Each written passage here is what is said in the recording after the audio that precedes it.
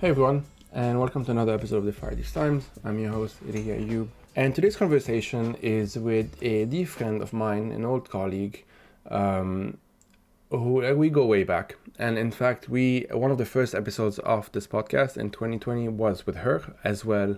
It was also on Venezuela, where she's from.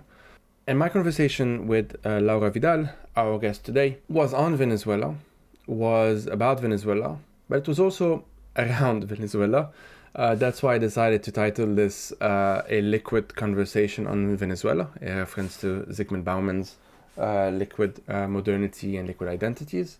Because Venezuela has been in the news on and off for a long time. And more recently, with the Trump nightmare, Venezuelans have been on the news a lot, largely because they are being deported or technically rendered to the torture camp in El Salvador. We did not focus on this because, again, the Friday Times is not a news podcast. That's our sister podcast from the periphery. So at some point, maybe we will do one on El Salvador, on FTP, or on Venezuela, or both. We'll see. For the purpose of this episode and this podcast, we talked about what it feels like to feel abandoned from the quote-unquote international community. We talked about the battle of discourse, the battle of narratives between pro-Maduro people, the regime in Venezuela, and those who either support the opposition or find themselves stuck with the opposition because there's no alternative and because Maduro's regime is horrific. We talked about that and how this ends up kind of going into a more abstract space as, a battle of ideas, of discourse online. What does that mean? Then we end up talking about Palestine as a symbol and metaphor. I brought up my usual Mahmoud Darwish references. And we talked about imagined communities, identities, diasporas with in the plural form, how that shifts with time.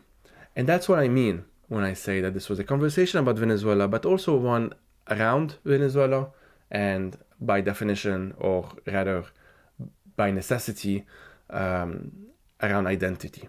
As always, the Friday Times is part of the From the Periphery Media Collective. If you'd like to support the Friday Times, as well as all of the other podcasts and projects that are produced under the FTP banner, including the FTP podcast, Politically Depressed, the Mutual Aid podcast, the upcoming Khida podcast, the upcoming Syria, the Inconvenient Revolution podcast, as well as other projects that we're working on, and Obscuristan, which is currently out, and so on and so forth, you can join us and support us on Patreon for as little as $5 a month.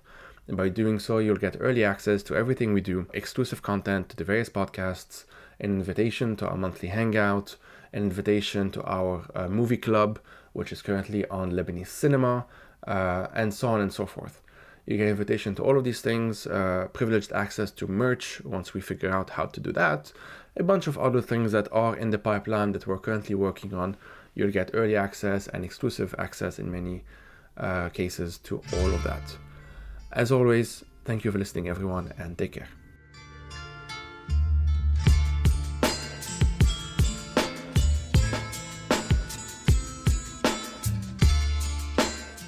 Yeah, sorry, you're saying? I forgot. It was not important. Is it because I pressed record? Probably. Maybe it'll come back at some point. So, welcome to another episode of the Friday Times with Laura Vidal.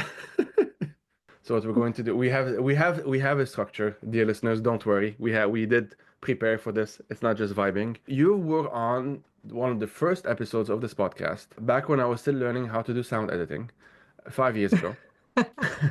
It's true. I remember the sound was bad. It's listenable. I've listened to it, but yes, it could be improved. I will one day go through like the older episodes and do like re-edits and stuff, but it's fine. Introduce us, Lara. Introduce yourself if you don't mind, for those who don't know you. Well, so I am a Venezuelan based in France. I've been here for the last 15 years, so it's been a while since I left.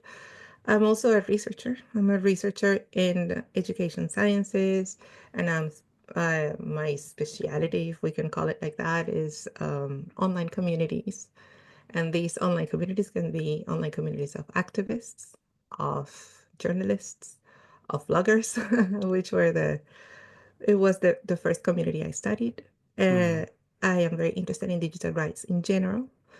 So I've worked with, from shutdowns to observing communities of digital security protectors.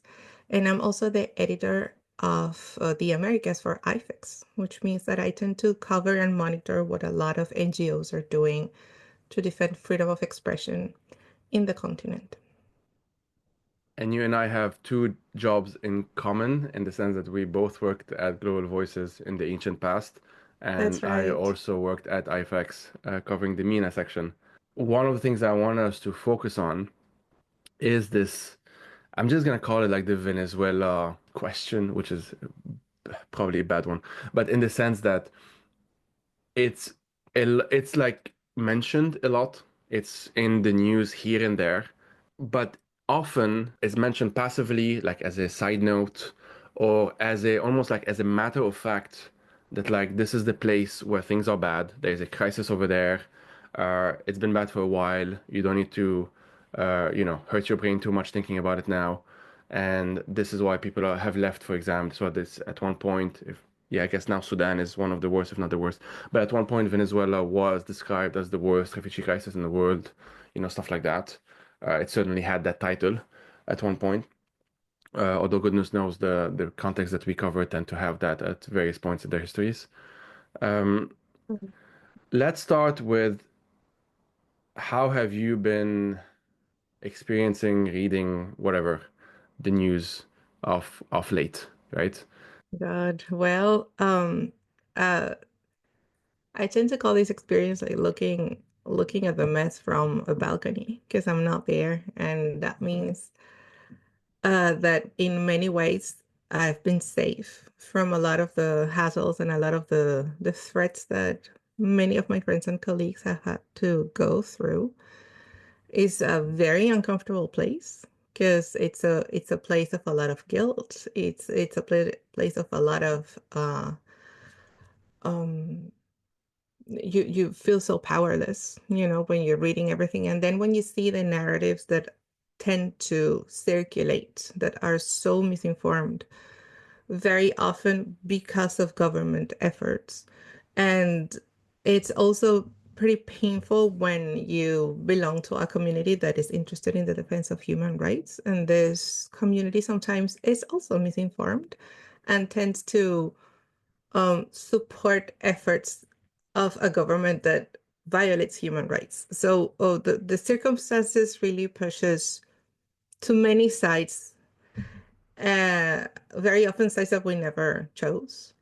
And at the same time, we are confronting a reality, and we've been confronting this reality for the last 20 years, that we cannot look at this crisis and we cannot look at this phenomena with the same glasses that we used to look at Latin America in at the end of the 20th century.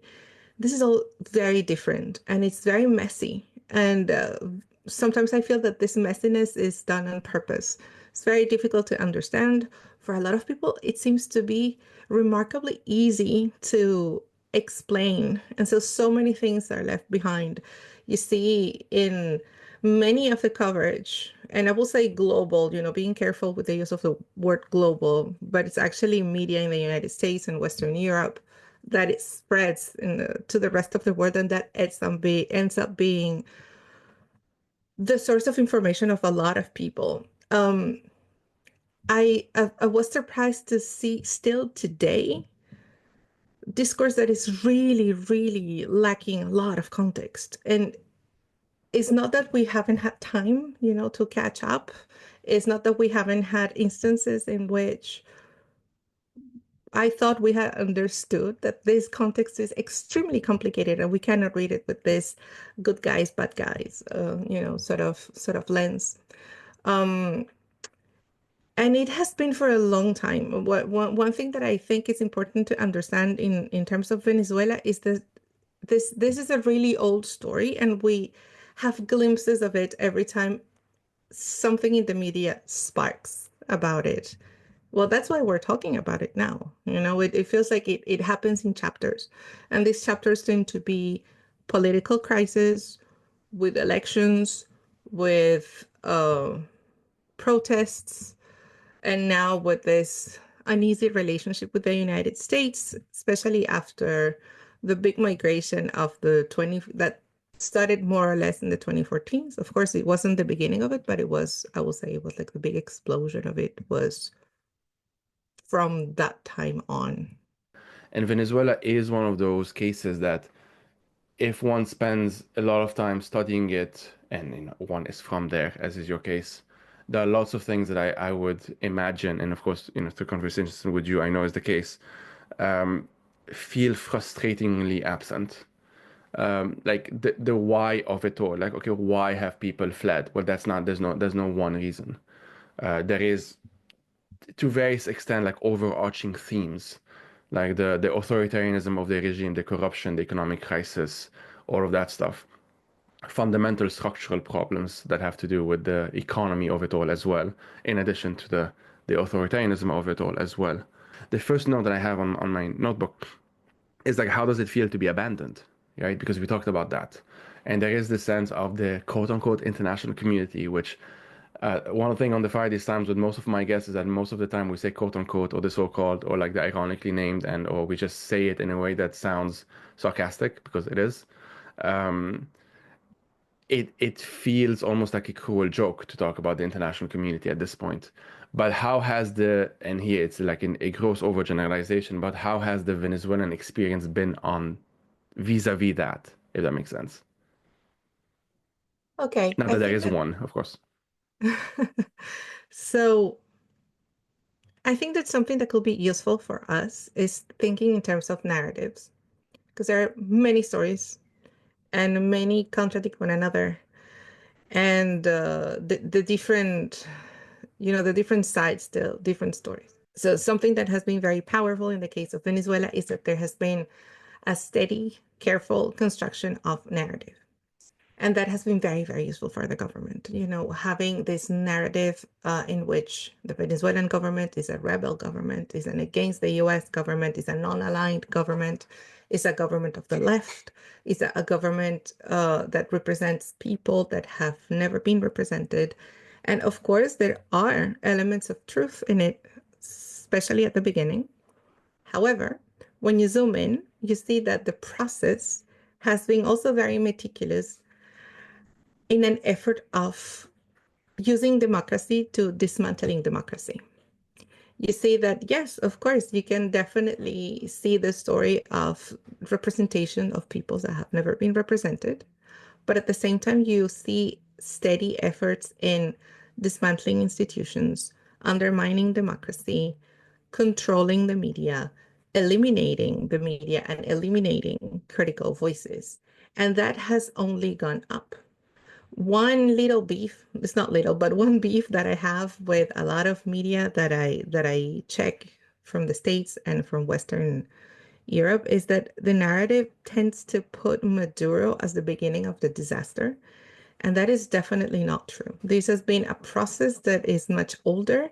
And to my own surprise, it was a lot more calculated than I ever thought. Because I tend to see not only the government, but the Venezuelan context as something that is very chaotic. It's very messy, and definitely it is. But when you see these efforts and the fruits of these efforts, you see that there's just been some organization behind it. And so, in the middle of all of this, you see some Venezuelans started leaving. You will get groups of people that, like me, left when things were quote unquote okay. The country was still livable. And I left in 2008, and that puts a tag on my head because people tend to kind of analyze your case and yourself according to the year when you left. When I left, it was still like really badly seen to have opinions about Venezuela from abroad because you're not there, you don't know, you cannot know. Um, but then things started to get a lot more complicated, and then we started having different waves of migration. And it seems that the worst of them all started in 2014 with one of the political crises. Um, so we're talking about people that are leaving on foot through the border with Colombia, that are leaving by bus down to Chile. and some others that are risking everything to go north, because Venezuelans and Latin Americans in general have been migrating to the United States for a big chunk of time. And so I say all of this to have some sort of context when we're talking about the international community. Every time that there is a crisis, the story restarts for me. So you have still a lot of people explaining what is going on, how long has it been, and then you have people that I see as apologists or people that are connected to the government, most of the time misinforming. I guess I'm just trying to come back to this idea of what does it mean to be left alone? And I feel that it feels to be constantly misunderstood. It feels like you need to explain really complicated things in minutes, if not in seconds, to the satisfaction of people that are really, really ready to be apologists of a human rights violating government. So,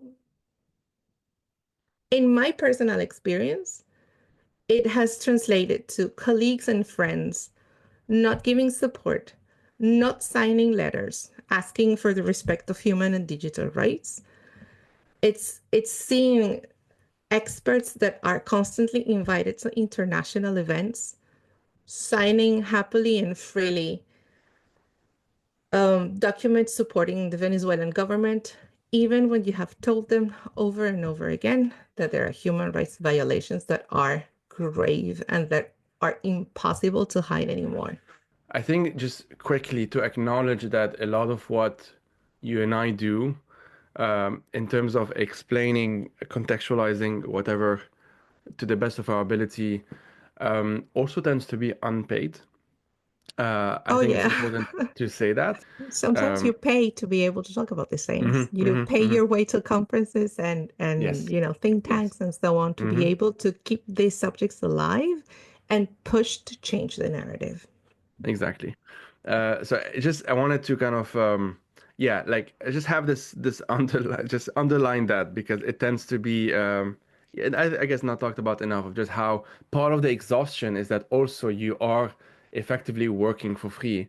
Anyway, talking about Maduro, talking and when I'm saying don't understand him only, it's just the regime, the system tends to take us into these different rabbit holes, these different paths. One of the reasons is that Palestine as symbolism is at the very least in terms of like the exterior aspect of the Maduro regime internally. He talks about that a lot, and he used it after when there was the elections that were contested. To say the He least. to say the least. But he was on television and he said like this is a victory for Palestine, or Palestine it would be free, something Palestine. We of course, you and I know this, but I think it is important to say this anyway for our listeners, who on average I think are better informed than I'm praising our listeners, but I think are better informed on average on Palestine than most people, but still. Um, how like when the word Palestine is used in the context of like coming out of Maduro's mouth, it has very little to do with the real humans called Palestinians and the real place called Palestine and the real history of it has very little to do with like that timeline and just much more to do with like his own personal um political trajectory, for lack of a better term. Absolutely. Absolutely. And they have been doing that for a while. Yeah. There are murals with Arafat and the Palestinian cause and down to Israel. And I don't doubt the motivations of a lot of people in the grassroots movements that did believe in that, and maybe the people that pushed for those murals to be painted. But I don't know to what extent Venezuelans in general are aware of the complications that are, inside of the Israel-Palestine conflict. I don't like to call it a conflict. I'm lost of words to what is going on in Palestine, to more clearly what Israel is doing to Palestine. Um, and I guess that's one of the best examples that illustrate this idea of a lot of Venezuelans being pushed to sides that they never chose. Because the main opposition figure of the opposition up until now, who's Maria Corina Machado, who has been able to gather a lot of people in spite of so much disenchantment and so much fear. You know, last elections were a surprise for so many people. I was shocked to see so many people on the streets after so many years of discontent, fear, pressure, and basically, you know, seeing how institutions have become just non-existent. So when you see people on the streets risking it all, because everybody knows what will happen to somebody who's arrested by the police in a protest. When you see people voting, when you see the whole movement of people saving the ballots to prove who voted for whom. I don't have a lot of words to describe, you know, saying that, you know, taking place. But then you have this figure that also is very pro-US, very right-wingy, and has said more than once that she sides with Israel. I don't know to what extent that makes any sense for anybody in Venezuela. And for a lot of people in Venezuela, the main thought is just take these people away. I will never forget a lady that I saw in one of the campaign videos. You know, you could see her like crying and yelling, saying, "We just want them to go. We don't even want them to pay. We don't even want justice. We just want them to go." You know, it's like there's this despair. You know, that's on one side because it is important to acknowledge that this lady, she flirts a lot with the right. Her ideas are very right-wingy. I don't know to what extent that has evolved. I think that it has evolved pretty well. When I listen to her speaking, I am surprised to see how much, you know, she has matured politically. She's still not my ideal candidate, but you know, when you are stuck between these two and the, you know, the option that you cannot brush away is a dictatorship that violates human rights, that erases people, that is corrupt, that is linked to drug trafficking cartels. I mean, we can go on and on. uh, so so yeah, these things complicate the narrative even more. But then uh, there are things that are important, and it is that just like this lady is citing, you know, doing alliances as she's forced to do, Maduro is doing the same kind of alliances and being a lot more instrumental with them. I believe that at some point he put on Twitter that he was pro-Palestine, and they talk a lot about Palestine. I don't know what has been like the real life, like the concrete implication of that for Palestinian people. I have no idea. I do know that they have contracts with Celebrite. I do know that they have links with Israel with arms. At some point they had it in the 2010s, if I'm not wrong. The link with Celebrite is not only is known, it has been confirmed. And it has been it has taken I place. will say, just quickly now, from 2020, Haaretz, Israeli firm Celebrite sold phone hacking tech to Venezuela. So Yeah, and despite the famous sanctions. So whenever they want to do something, they just do it. So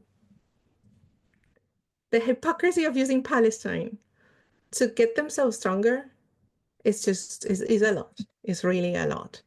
it bridges into also the next bit, which is like a lot of this is a battle of discourses, right? And again, there is a way of talking about the battle of discourses that can be more confusing than enlightening, in the sense that like we say, yeah, things are very complicated, and like we're gonna explain aspects of how complicated it is, but ultimately listeners will be more confused than not by the end of it because there's nothing like more concrete than that. And kind of the challenge, if you want, of doing an episode that is a bit about, not that is about Venezuela, but also it is about kind of the meta of it all, like how Venezuela is talked about, is of course that we have to, in a sense, discriminate and pick and choose where, like, who are we focusing on to say like, oh, this is how it's talked about or whatever. The question was about how Palestine has been turned into a symbol.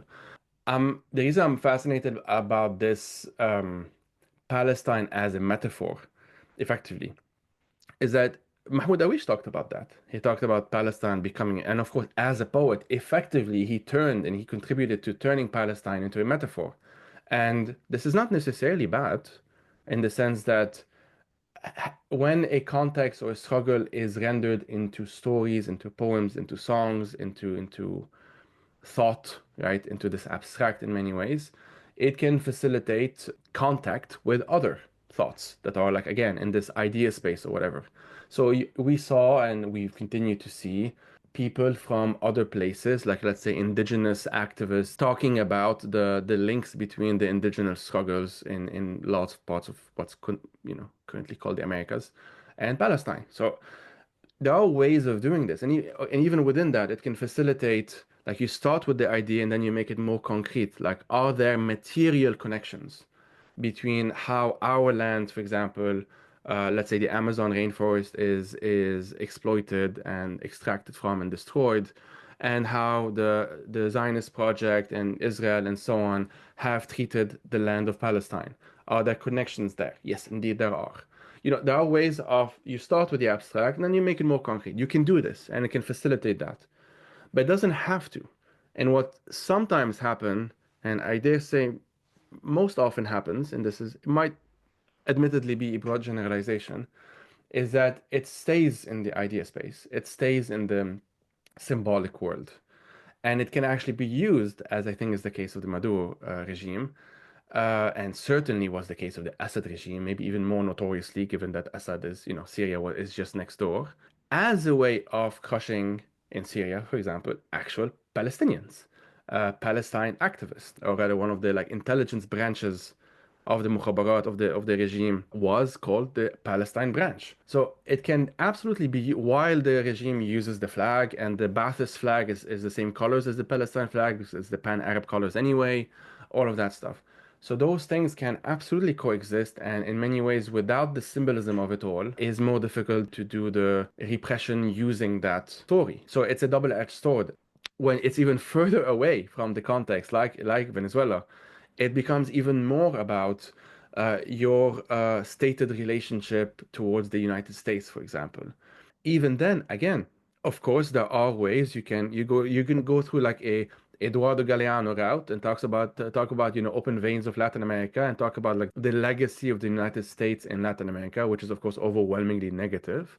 And you can sort of do that and then jump and skip a bunch of different things, and the narrative can work. Like the story can work. There is like an internal mechanism that can be sustained, if that makes sense, by saying, well, actually, there is something concrete. I can cite it or whatever. I then jump over 2, 3, 4 decades and I ignore a bunch of things in between. And it can still sustain me as someone who, principally, because someone who would consider themselves an anti-imperialist, for example, would of course see themselves as a principled person.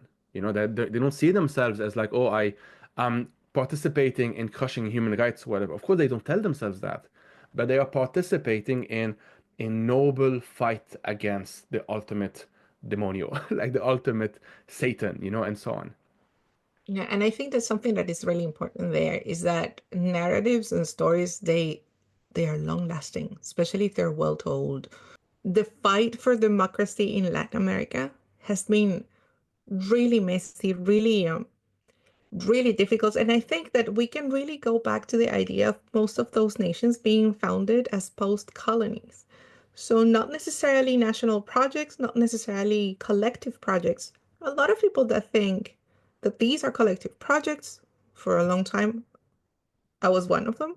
My mother is a passionate defender of the idea of a country being a collective project. And you can definitely, you risk a lot if you speak badly of Venezuela, even if you're critical, of what's going on. And it's the ideas of countries are really powerful. And when you were talking about like the founding mythology of places, I like how they call it here in France. They call it like the national novel. It's like this passioning story that France, for example, chose to be the revolution, the French Revolution. And again, it's all this narrative around it, this solid story that is really inspiring. And it's very difficult not to be, seduced by the beauty of it all. It's really funny because very often when people tend to talk about crisis and countries and confrontations, they don't think a lot about culture and they don't think a lot about poetry, music, and art. And those are probably one of the most, how can I say this? To me, I don't want to call them weapons, but that's what they end up being. You know, that they can be extremely powerful media. And it's beautiful that you talk about Mahmoud Darwish because it was through him that I got to understand the Palestinian question. You know, far, far away in Venezuela, where the alliances with Israel were a lot more clear when I was growing up than to Palestine. I mean, they are weapons. I mean, weapons in the sense that they are tools that are part of a construction in the same way as like le roman national, That's it. the national novel or whatever. You need characters to create a novel. You need a plot. You need, You an need an overall intrigue. You structure. need a You need intrigue. context that is really passionate. Hmm. Yeah. And this, goes back into it. Anderson, imagined communities, all of that stuff. Because how much do I get into this? Okay. Please do, because I love to think about diasporas in context and the spaces that they open and the Exactly. opportunities Okay. that they bring. It's because diaspora, for example, is a word that's only defined in most contexts in relation to the homeland. And so there is almost like something that tethers us to the homeland. But for example, if you go through Lebanese and like if you go further back, it becomes Syrian because there was no Lebanon at one point. History, if you talk of, my grandfather being born in Buenos Aires as a diaspora Lebanese, at some point you're stretching the definition of what that means. Because his father, no, so my great grandfather is the one who moved there, so maybe he was diaspora. But when he moved, the concept of a Lebanon, it wasn't widespread yet. So if you read like a poem or there was a letter by Khalil Gibran, who, we would call like a Lebanese American poet. And he was from what is modern Lebanon in Sharqin in the mountains and so on. But when he was talking about the famine in Mount Lebanon, he would say like, help my people of Mount Lebanon, help my people of Syria. The nation state, there wasn't a thing. The region was called Syria, but people were not necessarily Syrians. That's something that came with, for example, in the US, when they had to register upon arriving in Ellis Island, they had to say where they're from. So in many cases, they would say they're from, the Ottoman Empire, and they might be registered, as was the case in Venezuela, I know from you, as Turks. Oh, And absolutely. Yeah. and so that gets then played into, well, concepts of whiteness. Is a Lebanese or a Syrian a white person or not? To this day, the census in the US still, as like you can click, if you're an Arab, you can put yourself as white because of that history. Indian as well, for that matter. And of course, this has dark resonances in terms of Aryans theory, all of that shit. But that's how it is. And that's how the Irish became white, as that book titled, like How the Irish Became White. And the Italians, because they were not seen as white by what is now white, And even in America. Jewish people being Jewish people. considered white as well. And Exactly. let's not leave out Latin Americans that Exactly. believe themselves to be Yes. white. Yes. And I'm pretty sure that that will be the thinking of a lot of pro-Trump Latin Americans that voted for him and I mean, supported his project. they can just look at Bukele, they can just look at Marco Rubio, they can just look at people who are absolutely part of a white supremacist project, but have names that are closer to their names. The thing that we are seeing here is that we will never stop talking about identity because it will never stop mattering and it will never stop changing. There's this really useful idea from Sigmund Bauman of seeing identities as liquid. We cannot escape that liquid nature. The more you zoom in, the more you see people being mixed, having origins and alliances that don't quite match the categories that you made for them. You see how some dominating groups create categories that don't work for the rest, and we keep fighting over and over for the right of not being in those categories anymore, and for the right of expanding those categories, for the right of being okay with this limits of identity being liquid and being messy. And it's very difficult. I'm not gonna lie. I don't identify with all of the big symbols of the Venezuelan diaspora these days. There's a huge song, and my God, I think I'm taking risks here, but there's a huge song that reappropriated a word that was a slur, which is veneca. That was the way veneca veneco. That will be the way that a lot of people around the Americas will call Venezuelans in a really pejorative way. So they made this song to reclaim the word and celebrate Venezuelan women. My problem is that that celebration is mostly their bodies and how they're beautiful and how they're voluptuous and how they are, strong-minded and so on. And the universe of an identity is so, so wide. And the more these identities go out, and I think that's a phenomenon that Venezuela has started learning, the fact that they're mixing and mingling with other cultures when they were not supposed to. They didn't leave because they wanted to explore the world or because they wanted to see how liquid they were. They left because there's a humanitarian crisis. They left because there's a dictatorial government. They left because at some point there was no food and people were literally starving and losing weight. They left because they had to. They were pushed to. A lot of the people that are being called migrants today in the United States are actually refugees. These are people that are not looking, they're not even looking for economic opportunities. They're escaping an impossible reality. I think of this, the best and the worst luck. It was such a bad luck that we had to leave like that. But it's such a good luck that we're starting to get in contact with different diasporas and with different groups that are moving around.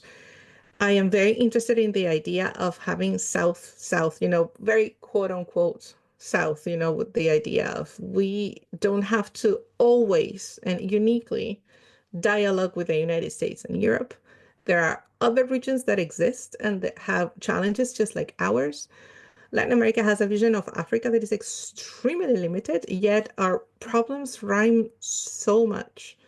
I am fascinated to see so many alliances and so many coalitions, for example, of journalists, of artists, of people that work around the region.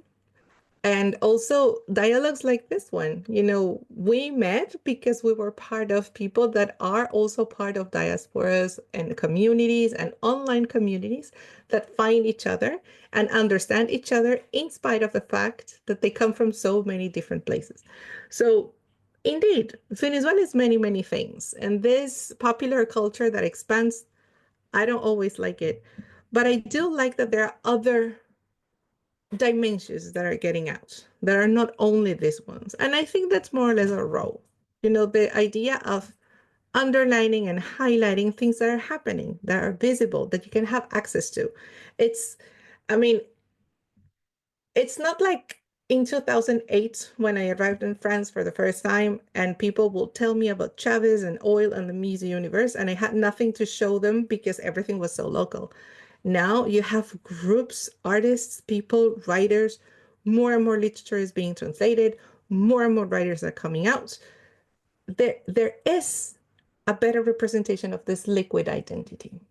I think it's the useful framework to also like um, try and explain overall what this conversation is about. And the term diaspora, I think it's something like to scatter about is the original etymology in Greek or whatever. And there is a bit of that. Like ultimately, yes, there is this thing that's kind of tethers you to some extent to a physicality, to physical homeland. Of course, it can then turn into other things when it becomes a nationalist project. And so imagine communities, the important thing about it is that we all do it. There's no one that's not part of some imagined community. The main thing that has changed in the past 2 or 3 decades is that the imagined community is no longer always or even mainly about what's called the nation state. Even that, of course, the nation state being a very recent invention anyway. But in the sense Yeah. that like you can have this thing, like, oh, the Venezuelan is one part of my identity, but being a woman is another part of my identity. And being a very online person is another part of my identity. One more theme I think would be good to get into, and maybe we can then slowly wrap up. I've mentioned the term authoritarianism, and of course, this is one of the underlying things on this podcast, so at least try and explore as much as I can. When a context develops a culture like a political culture of authoritarianism. It's also something that one can recognize, that you can see it happen. In the case of Syria, which I guess is more notorious, at least for those of us who know it, it's like, you cannot trust your neighbor as much under the Assad regime. The walls have ears. Anyone can be a snitch, and there are even stories of like children snitching out their parents and stuff like that. Like these happened a lot, and this was part and parcel of how a regime like Assad's father and then son endured for 5 decades. It's not sufficient to just kill people and bomb them all the time, all the time, all the time. At some point, they rebel, and indeed they did multiple times. Part of the way to kind of endure as a regime is to have that bond, that neighborly bond, communitarian bond, whatever, either completely broken or at the very least rendered very, very fragile. And I do know from conversations with you that like that is something you can identify with how the kind of one of the influences, one of the impacts of the regime and its growing authoritarianism over the years have also impacted Venezuelans. And that's part of how you see how they end up Venezuelans themselves, including in the diaspora, how they end up talking about one another and of course about Venezuela itself. Yes. So I do recognize what you say about these regimes betting for pitting people against each other and destroying links of trust, especially in terms of communication. One thing that I have seen, that I have followed, is the way in which communications are constantly attacked. And there are many strategies for that. And the first one is disinformation, blatant, very intentional, very intentional disinformation, using AI to disinform.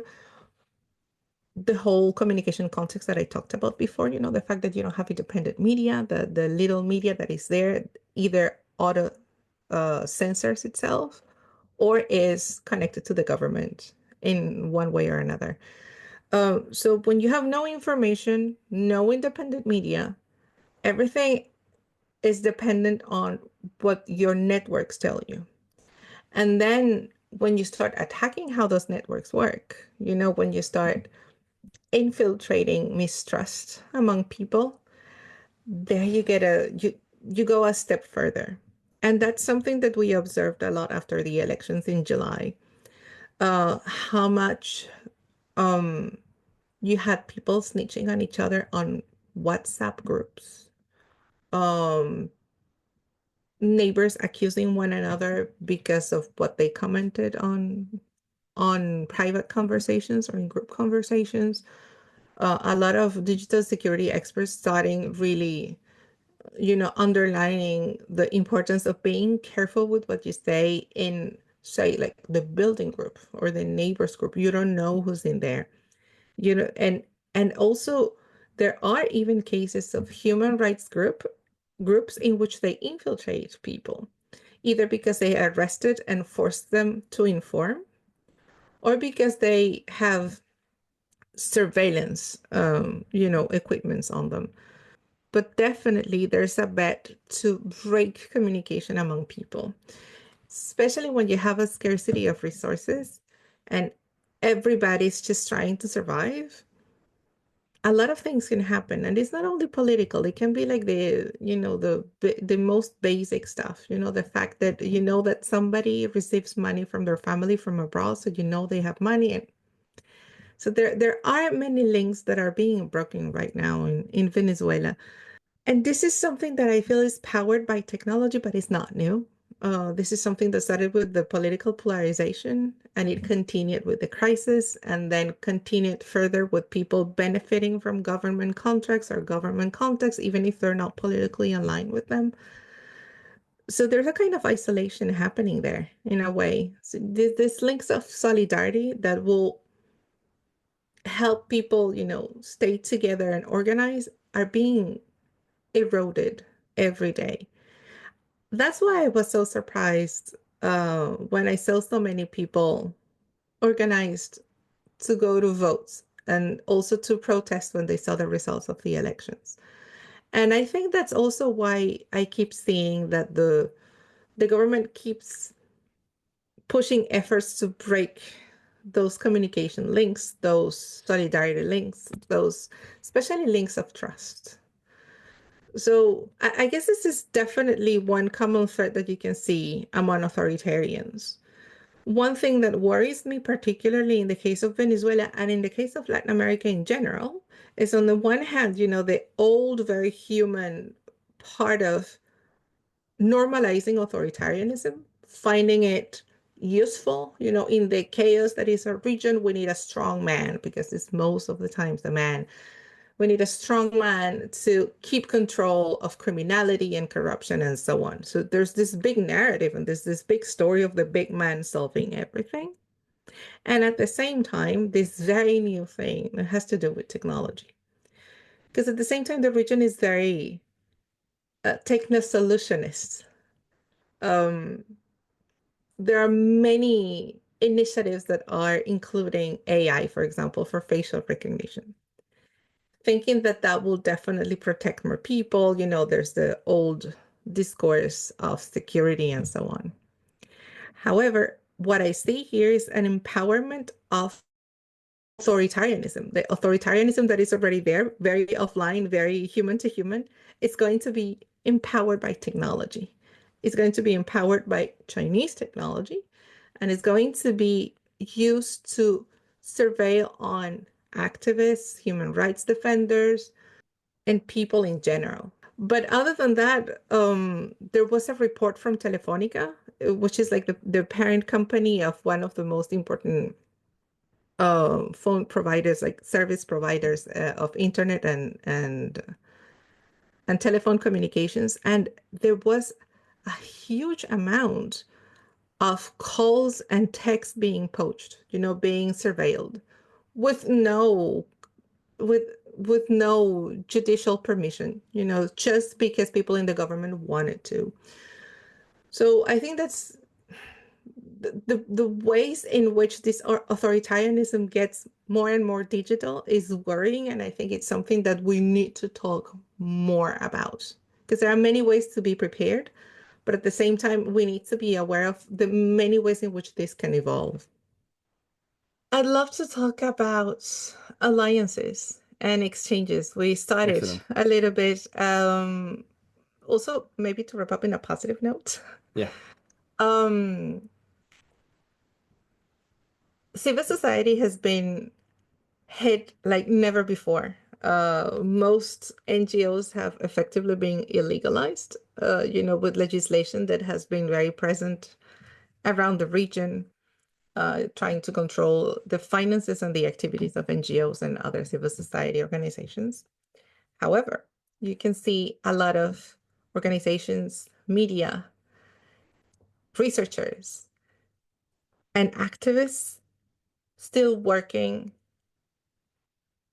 from exile with very little resources because, the big hit with the US elections and the new strategies cutting funding for humanitarian projects has hit them a lot. But one thing that I think is fascinating is seeing, for example, media and the press not competing with each other anymore, but collaborating. When I was growing up, I think that would have been unthinkable, just unthinkable, to work together, two media, that tend to be in competition. Now they learn that to be able to survive, they need to collaborate with one another. And not only collaborate with one another as Venezuelan media, but also collaborate with other media and other organizations in the region.